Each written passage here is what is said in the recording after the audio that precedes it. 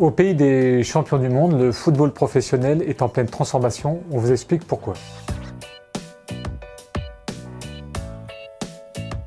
Alors l'effet Coupe du Monde, c'est d'abord un coup de projecteur incroyable évidemment, puisque tous les yeux sont tournés vers la France, donc pour le football professionnel, qui est déjà en pleine transformation. Donc finalement, la Coupe du Monde, l'effet Coupe du Monde peut être un accélérateur d'un changement déjà engagé. C'est évidemment une valorisation des joueurs. Il y a forcément une valeur avant et après la compétition.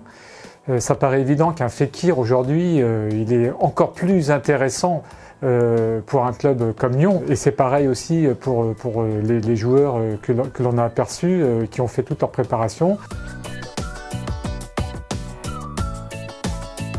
Alors le mouvement des investisseurs étrangers, il est vraiment enclenché avec l'arrivée du Qatar à l'été 2011. C'est spectaculaire, c'est Paris, et au-delà de Paris, il y a une espèce de mondialisation au fond de la Ligue 1. C'est un révélateur de l'attractivité du football français. Le football français, au fond, il a un prix d'entrée relativement bas. L'Américain McCourt reprend il y a 2 ans l'Olympique de Marseille pour une somme, dit-on, de 45 à 50 millions d'euros. On pourrait dire c'est ridicule, c'est Marseille, le club qui a gagné la Coupe d'Europe en 93.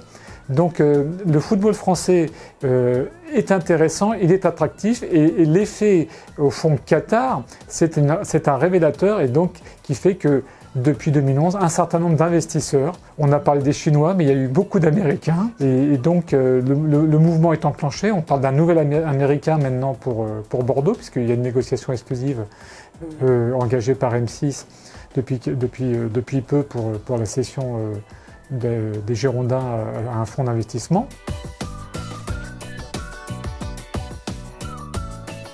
L'intérêt des investisseurs, c'est au fond un certain nombre de briques qui sont en train d'être posées les unes sur les autres. Il y a eu effectivement le programme de l'Euro 2016 qui a fait que la Ligue 1 a eu son infrastructure totalement renouvelée, avec des stades modernes plus grands. On a beaucoup parlé du projet lyonnais parce que c'est le projet totalement privé de Jean-Michel Aulas. Et puis donc il y a d'autres projets qui ont été montés en parallèle avec souvent des montages en PPP. Donc ces montages en PPP avaient un inconvénient, c'est qu'au fond le club n'a pas vraiment la main sur son stade, puisqu'il y a un concessionnaire qui est engagé dans un contrat avec les municipalités, les collectivités locales qui souvent, même dans la plupart des cas, détiennent les enceintes. Mais ce sujet est en train de changer. Il y a une prise de conscience qu'il faut absolument que les clubs aient l'exploitation de leur stade.